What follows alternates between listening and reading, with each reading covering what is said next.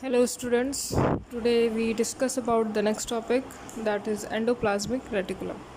देखिए last lecture में मैंने आपको सेल ऑर्गेनल्स के इंट्रोडक्शन के बारे में बता दिया था कौन कौन से सेल ऑर्गेनल्स प्रेजेंट होते हैं। आज हम इसका डिटेल में डिस्कस करेंगे, डिटेल स्टडी करेंगे। तो आइए सबसे पहले एंडोप्लाज्मिक रेटिकुलम।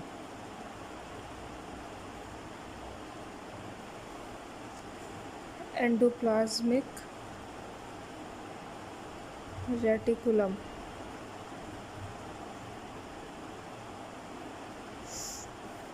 देखिए पहले वर्ड का मतलब क्या होता है एंडोप्लाज्मिक रेटिकुलम। देखिए एंडोप्लाज्मिक प्लस रेटिकुलम 3 टर्म्स है इसमें। एंडो का मतलब क्या हो जाएगा इनसाइड, प्लाज्मिक का मतलब क्या हो जाएगा साइटोप्लाज्म, ठीक है, साइटोप्लाज्म या फिर फ्लूइड भी आप कह सकते हैं।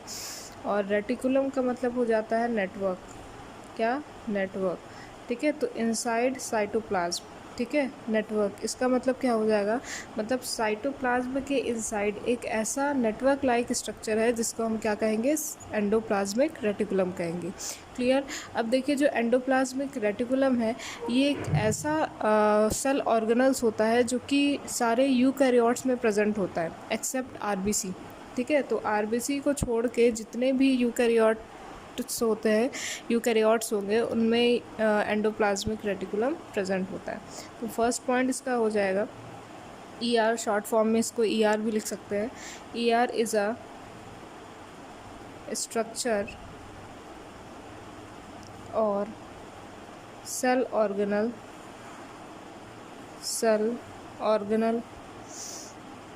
present in all eukaryotes cell except RBC, ठीक है। आरबीसी को छोड़ के जितने भी सेल्स होते हैं यूकैरियोट्स के, उनमें एंडोप्लाज्मिक रेटिकुलम प्रेजेंट होता है। प्रोकैरियोट्स में ये प्रेजेंट नहीं होता है, ध्यान दीजिएगा, ठीक है। नेक्स्ट इसके बाद ये जो नेटवर्क लाइक स्ट्रक्चर होता है ये न्यूक्लियस और गोल्गी बॉडी के बीच में प्रेजेंट होता है, ठीक है। न्यूक्लियस और गोल्गी बॉडी के सेंटर पे, मतलब कि उनके बीच में प्रेजेंट होता है। अब ये स्ट्रक्चर आपको बना के दिखाएंगे। और ये जो एंडोप्लाज्मिक रेटिकुलम है इसको फर्स्ट ऑब्जर्व किया गया था under electron microscope by 3 scientist थे इसमें, पॉटर थे, क्लॉड थे और फॉलन थे, ठीक है, इन 1945। तो यहाँ लिख सकते हैं it was first observe under electron दिख रहा है आप लोग को, थोड़ा सा बोर्ड की प्रॉब्लम है इसलिए कॉपी पे ही वीडियोस बनाने पड़ रहे हैं मुझे। तो आई होप आप लोग को समझ में आ रहा होगा। तो it was first observe under, यहाँ पे नीचे लिख रहा है अंडर इलेक्ट्रॉन माइक्रोस्कोप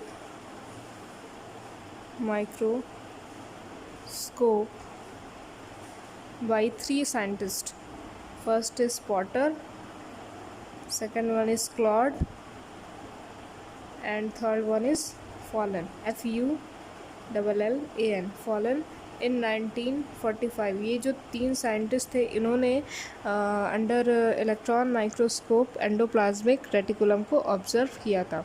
और जो टर्म था ईआर, ठीक है, एंडोप्लाज्मिक रेटिकुलम जो टर्म था ये दिया था 2 साइंटिस्ट ने जिनका नाम था पॉटर एंड काल्मैन, ठीक है। Term given by Potter and Kalman in 1952, ठीक है। तो ये चीज़ें समझ में आ गई। एक एंडोप्लाज्मिक रेटिकुलम, एंडो का मतलब होता है इनसाइड, प्लाज्मिक का मतलब होता है साइटोप्लाज्म या फिर फ्लूइड, और रेटिकुलम का मतलब होता है नेटवर्क। तो इनसाइड फ्लूइड एक नेटवर्क लाइक स्ट्रक्चर जो प्रेजेंट है सेल के अंदर, उसे क्या कहते हैं एंडोप्लाज्मिक रेटिकुलम या फिर शॉर्ट फॉर्म में ईआर। ईआर एक ऐसा स्ट्रक्चर होता है या फिर सेल ऑर्गेनल होगा जो कि ऑल यूकैरियोट्स में प्रेजेंट होता है एक्सेप्ट आरबीसी। और इसको फर्स्ट ऑब्जर्व किया गया था under electron microscope by Potter, Claude and Fullam Warren in 1945, और टर्म दिया था पॉटर एंड कालमैन ने एंडोप्लाज्मिक रेटिकुलम, क्योंकि ये नेटवर्क लाइक स्ट्रक्चर होता है इसलिए इसको कहा गया एंडोप्लाज्मिक रेटिकुलम। अब देखिए स्ट्रक्चर देखते हैं इसका। देखिए ये क्या है, न्यूक्लियस। न्यूक्लियस के बारे में मैंने आपको बताया है। ये क्या है, न्यूक्लियस। न्यूक्लियस हम यहाँ पे प्लाज्मा मेम्ब्रेन नहीं बनाएंगे, और न्यूक्लियस से ही क्या होता है, अटैच होता है एंडोप्लाज्मिक रेटिकुलम। इस तरह से नेटवर्क लाइक स्ट्रक्चर आप देखेंगे तो आपको दिखेगा, ये देखिए, ठीक है।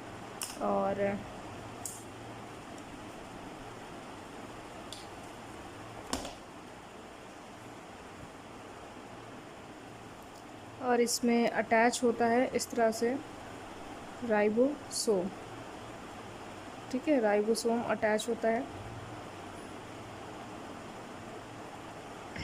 राइबोसोम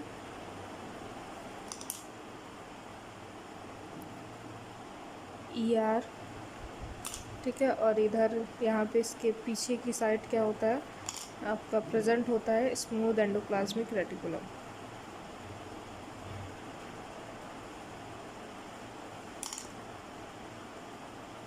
और टिब्यूल फ्लैटेंड स्ट्रक्चर प्रेजेंट होगा इस तरह से।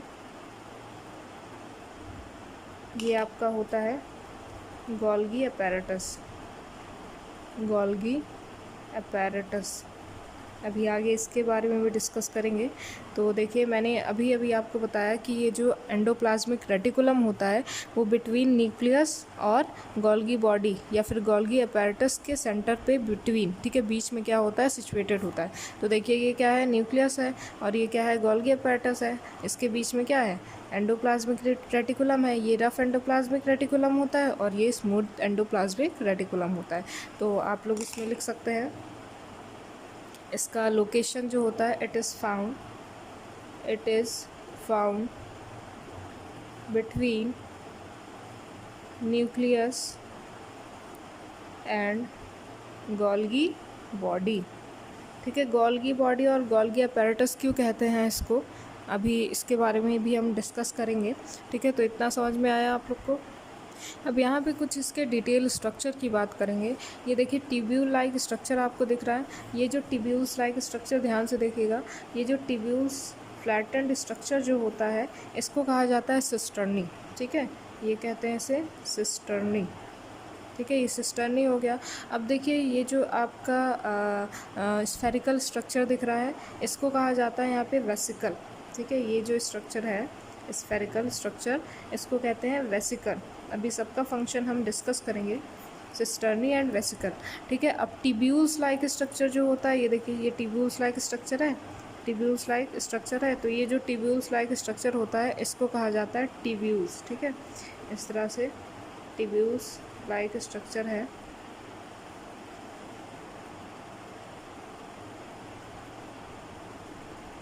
आप देख रहे हो डायग्राम में बना हुआ है, मैंने बना दिया है। तो इसको कहा जाता है टिब्यूल्स, ठीक है, ये है टिब्यूल्स। और आपका यहाँ पे ल्यूमेन, ठीक है, ल्यूमेन ये आपका जो एंडोप्लाज्मिक जो रेटिकुलम होता है इसके अंदर जो स्पेस होता है, ये स्पेस प्रेजेंट है, इसको कहा जाता है ल्यूमेन, ठीक है। ये जो सिस्टर्नी है, सिस्टर्नी के अंदर ही जो स्पेस प्रेजेंट होता है इसको कहते हैं ल्यूमेन, ठीक है, ल्यूमेन। तो तीन स्ट्रक्चर है इसमें, 3-4 मेन स्ट्रक्चर होता है। फर्स्ट इज सिस्टर्नी होता है जो फ्लैटेंड स्ट्रक्चर होगा, इसको सिस्टर्नी कहेंगे। सिस्टर्नी के अंदर ही जो स्पेस होगा इसको ल्यूमेन कहेंगे। टिब्यूल्स लाइक जो स्ट्रक्चर आपको दिख रहा है इसको टिब्यूल्स ही कहते हैं, और स्फेरिकल जो स्ट्रक्चर होता है इसको क्या कहते हैं, वेसिकल कहते हैं। अब देखिए जो एंडोप्लाज्मिक रेटिकुलम है वो 2 टाइप का होता है। कौन कौन सा, ER शॉर्ट में लिखना है, टाइप्स ऑफ ER, ठीक है। 2 टाइप्स होते हैं। कौन कौन से भाई 2 टाइप्स होते हैं, पहला होता है rough endoplasmic reticulum, rough endoplasmic reticulum, और दूसरा होता है smooth endoplasmic reticulum, smooth endoplasmic reticulum.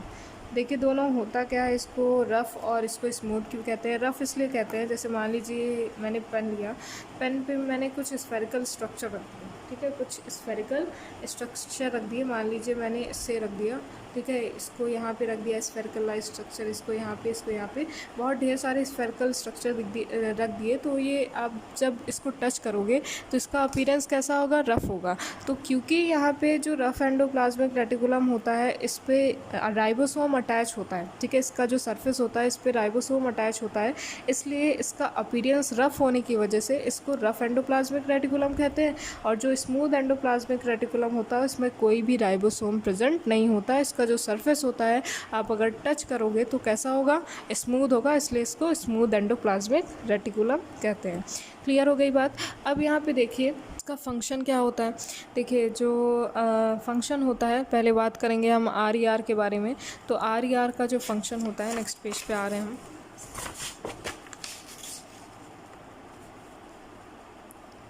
Function of R E R, ठीक है, रफ एंडोप्लाज्मिक रेटिकुलम का फंक्शन क्या होता है। पहला जो मेन फंक्शन होता है इसका प्रोटीन सिंथेसिस, ठीक है, प्रोटीन सिंथेसिस। ये क्या कराएगा, प्रोटीन सिंथेसिस कराता है, और जितना भी प्रोटीन है वो ट्रांसपोर्ट कर देता है आगे सेल ऑर्गेनल्स में, गोल्गी अपैरेटस को। और साथ ही साथ ये पॉलीपेप्टाइड जो चेन्स होते हैं, ठीक है, इसमें जो ल्यूमेन प्रेजेंट होता है ये एंजाइम का भी फॉर्मेशन करेगा। तो फर्स्ट जो इनका फंक्शन होता है प्रोटीन की सिंथेसिस करना। It mainly concerned with secretion or formation of what, formation of protein। Clear. अब देखिए जो दूसरा मेन इसका फंक्शन होता है सिक्रीशन ऑफ पेप्टाइड हार्मोन, ठीक है, पेप्टाइड हार्मोन। ये दो फंक्शन होते हैं, मेन फंक्शन होता है। अब हम बात करेंगे function of SER, function of SER, ठीक है, स्मूथ एंडोप्लाज्मिक रेटिकुलम का फंक्शन क्या होता है। देखिए जैसे कि जो RER था इसका मेन फंक्शन होता है, क्योंकि राइबोसोम प्रेजेंट होता है तो प्रोटीन की सिंथेसिस कराना। SER जो होता है वो लिपिड की सिंथेसिस कराता है, लिपिड है या फिर कोलेस्ट्रॉल है उसकी सिंथेसिस कराता है। तो इसका जो मेजर फंक्शन होगा, ठीक है, जो मेजर फंक्शन होता है वो कोलेस्ट्रॉल की सिंथेसिस कराना। तो हम लोग लिख सकते हैं the major site of cholesterol synthesis, ठीक है, ये मेन साइट होता है कोलेस्ट्रॉल की सिंथेसिस कराने के लिए, क्योंकि ये लिपिड का फॉर्मेशन करा रहा है। अब देखिए दूसरा जो मेन फंक्शन होता है इसका, ये डिटॉक्सिफिकेशन कराना होता है। डिटॉक्सिफिकेशन का मतलब क्या होता है, जो हार्मफुल केमिकल होते हैं इसको क्या करेगा, बॉडी से बाहर करेगा। तो लिख सकते हैं हम हेल्प इन डिटॉक्सिफिकेशन। अब यहाँ पे देखिए डिटॉक्सिफिकेशन क्या है, ध्यान से सुनिएगा। जैसे कि मैंने बताया कि जो SER है उसमें क्या होता है, लिपिड की सिंथेसिस होती है। तो जो SER है वो साथ ही साथ डिटॉक्सिफिकेशन कराता है। जो टॉक्सिफिकेशन, टॉक्सिक का मतलब क्या होता है, हार्मफुल सब्सटेंस, डी का मतलब क्या होता है, डीजनरेट होना। मतलब जो केमिकल है, हार्मफुल सब्सटेंस होता है, इसको डीजनरेट कर देता है, डिस्ट्रॉय कर देता है। कैसे करेगा, देखिए जो SER होता है, ठीक है, ये हार्मफुल केमिकल के साथ, ठीक है, हार्मफुल केमिकल जो होते हैं उसके साथ OH ग्रुप को क्या कर देता है, ऐड करेगा। और जब OH ग्रुप को ऐड कर देता है तो ये वाटर के साथ क्या हो जाता है, सॉल्युबल हो जाता है। और जब वाटर के साथ सॉल्युबल हो जाता है तो ये बॉडी से क्या करेगा, जितना भी हार्मफुल सब्सटेंस होता है इसको क्या कर देगा, रिमूव कर देगा। जैसे मान लीजिए जो लिवर होता है, लिवर में बहुत सारे न्यूट्रिएंट क्या होते हैं, स्टोर होते हैं। तो ये SER वहाँ पे ज़्यादा होगा जहाँ पे लिपिड की सिंथेसिस हो रही होती है, लिपिड स्टोर हो रहा होता है। तो ये जो आपका SER होता है वो लिवर में, ठीक है, लिवर सेल्स में ज़्यादा प्रेजेंट होता है। अब मान लीजिए कोई भी बहुत ज़्यादा जो अल्कोहलिक होता है, बहुत ज़्यादा ड्रग्स लेता है, तो वहाँ पे क्या होता है, जो SER होगा वो अपने सरफेस एरिया को इंक्रीज़ कर देगा, ठीक है। क्योंकि जब अल्कोहल ले रहा होता है या फिर ड्रग्स ले रहा होता है कोई भी पर्सन, तो वो लिवर में स्टोर होगा। तो लिवर में क्या प्रेजेंट है, SER प्रेजेंट है, जहाँ पे लिपिड की सिंथेसिस हो रही होती है। तो SER क्या करता है, अपनी सरफेस एरिया को इंक्रीज़ कर देता है। और जब सरफेस एरिया को इंक्रीज़ करता है तो ज़्यादा से ज़्यादा जो टॉक्सिक सब्सटेंस होते हैं वो उसी सेल में जाके स्टोर हो जाते हैं। और स्टोर होने के बाद, ठीक है, ये SER क्या करता है, जो हार्मफुल केमिकल है उसके साथ ये OH ग्रुप को क्या कर देगा, ऐड कर देगा, ठीक है। जो हार्मफुल सब्सटेंस आए हैं, ठीक है, जो ड्रग लिया गया है या फिर अल्कोहल लिया गया है, हार्मफुल जो केमिकल है उसके साथ OH ग्रुप को ऐड कर देगा। जब OH ग्रुप को ऐड कर देगा तो ये क्या होता है, वाटर सॉल्युबल हो जाता है, ठीक है, वाटर में सॉल्युबल हो जाएगा। और जब वाटर में सॉल्युबल हो जाएगा तो यूरिन के थ्रू ये वाटर जो होगा केमिकल सब्सटेंस वाला, हार्मफुल केमिकल वाला, ये क्या हो जाएगा, बॉडी से बाहर निकल जाता है। तो ये डिटॉक्सिफिकेशन, मतलब कि जो हार्मफुल सब्सटेंस होते हैं इसको क्या करेगा, डिस्ट्रॉय कर देगा, ठीक है। ये समझ में आया। तो ये दो मेन आपको मैंने बता दिया है, RER का भी दो मेन फंक्शन और SER का भी दो मेन फंक्शन। अब देखिए जो ER होता है, ER जो एंडोप्लाज्मिक रेटिकुलम होता है, मेन इसका जो फंक्शन होता है बात करें तो ये ग्लाइकोप्रोटीन की सिंथेसिस करता है। ग्लाइकोप्रोटीन कैसे, देखिए यहाँ पे मैंने बताया जो RER होता है ये प्रोटीन की सिंथेसिस करेगा, ठीक है, प्रोटीन की सिंथेसिस करेगा। जब ये प्रोटीन की सिंथेसिस कर लेता है तो ये आपका जो ग्लूकोज है, ठीक है, ग्लूकोज के साथ जाके ऐड होगा और बनाता है क्या, ग्लाइकोप्रोटीन बनाएगा। क्लियर हो गई बात। तो ये आपका है एंडोप्लाज्मिक रेटिकुलम, ठीक है। अगर कोई भी डाउट होता है इससे रिलेटेड, ठीक है, कोई भी डाउट होता है, ये है आपका एंडोप्लाज्मिक रेटिकुलम, कोई भी डाउट होता है तो आप लोग यहाँ पे कमेंट बॉक्स में नीचे पूछ सकते हैं। क्लियर। अब इसके बाद देखिए बात करेंगे गोल्गी अपैरेटस की।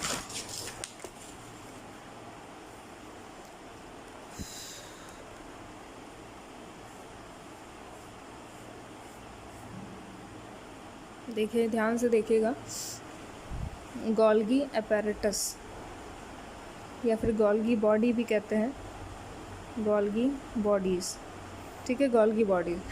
गोल्गी बॉडीज़ जो होता है आपका, ये इसका जो कॉम्पोजिशन होता है, ठीक है, कॉम्पोजिशन होता है इसका, प्रोटीन है, लिपिड है, एंजाइम है, बहुत सारे एंजाइम्स है, हार्मोन है। बेसिकली अगर देखा जाए तो हर सेल ऑर्गेनल का जो कॉम्पोजिशन होता है वो प्रोटीन, लिपिड और एंजाइम ही होता है।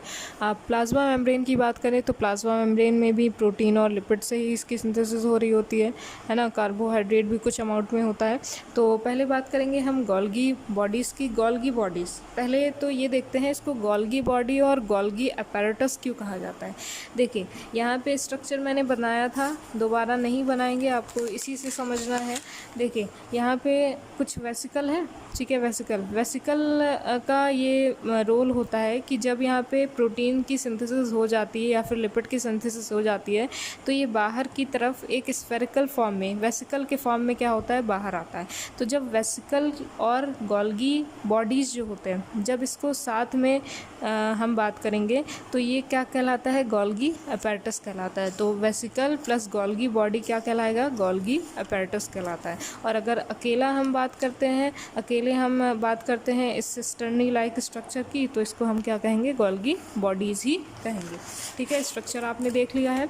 अब आइए, तो गोल्गी बॉडी को सबसे पहले कैमिलियो गोल्गी नाम के साइंटिस्ट ने डिस्कवर किया था इन 1898, ठीक है, डिस्कवर्ड बाय कैमिलियो गोल्गी इन 1898, ठीक है। क्योंकि इनका नाम था गोल्गी, ठीक है, सरनेम था, तो अपने ही नाम पे इन्होंने गोल्गी बॉडीज़ नाम इसका रख दिया, ठीक है। दिख रहा है आप लोग को, एक सेकंड। अब देखिए जैसा कि मैंने बताया, जो गोल्गी बॉडी होता है, Golgi body plus vesicle, Golgi bodies plus vesicle, ये क्या बनाते हैं, ये क्या कहलाते हैं आपस में, गोल्गी अपैरेटस कहलाएंगे, गोल्गी अपैरेटस। क्लियर। अब यहाँ पे देखिए जो इनका कॉम्पोजिशन होता है, कॉम्पोजिशन की अगर बात करें तो कॉम्पोजिशन है इनका lipid plus protein plus enzyme. Clear. अब यहाँ पे देखिए स्ट्रक्चर आप देख लीजिए, यहाँ पे पीछे की तरफ जो एंडोप्लाज्मिक रेटिकुलम था उसके पीछे की तरफ इस तरह से ट्यूब्यूल्स फ्लैटेंड स्ट्रक्चर आपको दिखेंगे, जो कि क्या होता है गोल्गी बॉडी।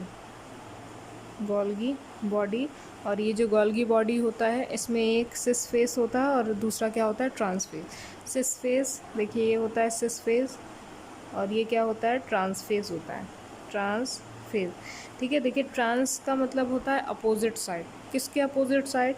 आपको पता है इसके पहले क्या प्रेजेंट था, एंडोप्लाज्मिक रेटिकुलम प्रेजेंट था। तो एंडोप्लाज्मिक रेटिकुलम के जो अपोजिट साइड का जो फेस होता है, जो अपोजिट साइड वाला वेसिकल होता है, इसको क्या कहेंगे ट्रांसफेज कहेंगे।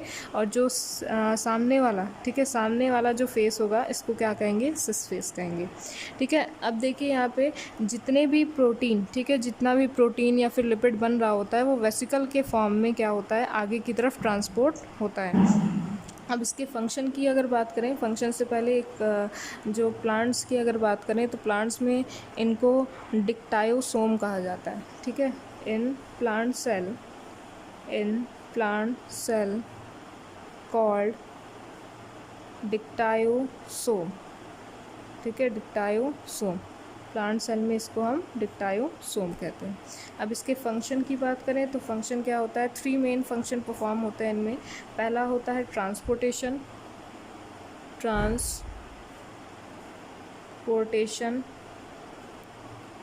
दूसरा होता है मॉडिफिकेशन और तीसरा होता है पैकेजिंग। ठीक है, पहला होता है ट्रांसपोर्टेशन किसका होता है, देखिए जितना भी प्रोटीन या फिर लिपिड बन रहा होता है इसका ट्रांसपोर्टेशन करता है। ठीक है, प्रोटीन और लिपिड का ट्रांसपोर्टेशन करता है बाकी सेल के ऑर्गेनल्स में।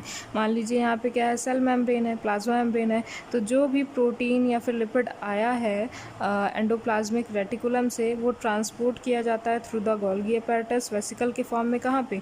Plasma membrane. और प्लाज्मा मेम्ब्रेन की जो वॉल होती है वो और भी ज़्यादा क्या होगी, थिक होगी। ठीक है, लिपिड से ही उनका फॉर्मेशन होता है और प्रोटीन से ही फॉर्मेशन होता है, तो इसलिए इसका ट्रांसपोर्टेशन बाकी सेल ऑर्गेनल में किया जाता है। मॉडिफिकेशन का क्या मतलब है, यहाँ पे देखिए मॉडिफाई होने का यहाँ पे ये मतलब है कि जब प्रोटीन आता है, ठीक है, जब प्रोटीन वेसिकल के फॉर्म में आएगा तो ये जो प्रोटीन है वो ग्लूकोज के साथ कंबाइंड होंगे। ठीक है, ग्लूकोज के साथ कंबाइंड होके बनाता है ग्लाइकोप्रोटीन। क्या बनाएगा? ग्लाइकोप्रोटीन। और ग्लाइकोप्रोटीन जब बनाता है तो ये मॉडिफाई होता है। मॉडिफाई कहने का मतलब है ये जितने भी आपको सिस्टर्नी दिख रहे हैं इसमें ये फ़िल्टर होता है। ठीक है, फ़िल्टर होता है या फिर मैंने बताया कि ये मॉडिफाई होता है। ठीक है, मॉडिफाई मतलब कि प्रोटीन तो इसके पास है ही, प्रोटीन के फॉर्म में आ रहा है, बट जो ग्लूकोज है वो भी ऐड होता है और ये क्या बनाता है, ग्लाइकोप्रोटीन बनाएगा और फिर ट्रांसपोर्ट होता है अदर सेल ऑर्गेनल्स में। तो इसको क्या कहते हैं, मॉडिफिकेशन। और ये क्या होता है, आगे की तरफ फ़िल्टर भी होता है। नेक्स्ट इसके बाद पैकेजिंग में देखिए जैसे कि ग्लाइकोप्रोटीन अगर आया है तो ग्लाइकोप्रोटीन ये किसी हार्मोन्स का या फिर एंजाइम का फॉर्मेशन करेगा। तो जो एंजाइम है वो लाइसोसोम एक सेल ऑर्गेनल होता है। ठीक है, लाइसोसोम, तो लाइसोसोम के अंदर ही क्या होता है, इसकी पैकेजिंग हो जाती है। ठीक है, पैकेजिंग हो जाएगी और पैक्ड होने के बाद ये किसी एंजाइम या फिर हार्मोन का फॉर्मेशन करेगा। तो पहला क्या है, ट्रांसपोर्टेशन। ट्रांसपोर्ट किसका, प्रोटीन का या फिर लिपिड का। ठीक है, कोई भी अगर जो न्यूट्रिएंट होते हैं, एलिमेंट होते हैं, उसका ट्रांसपोर्टेशन। मॉडिफिकेशन, मॉडिफाई होगा और भी ज़्यादा, या फिर फ़िल्टर होता है, सिस्टर्नी टू सिस्टर्नी आगे की तरफ जाएगा। और पैकेजिंग जो होता है इसका लाइसोसोम के फॉर्म में होता है और ये किसी भी एंजाइम और हार्मोन का फॉर्मेशन करेगा। क्लियर हो गई बात? तो ये है आपका गोल्गी बॉडीज़, गोल्गी अपैरेटस। अब नेक्स्ट क्लास में हम लोग इसके नेक्स्ट सेल ऑर्गेनल के बारे में डिस्कस करेंगे। अगर कोई भी प्रॉब्लम होती है, आपको कोई भी डाउट होता है इससे रिलेटेड, तो आप लोग कमेंट बॉक्स में पूछ सकते हैं।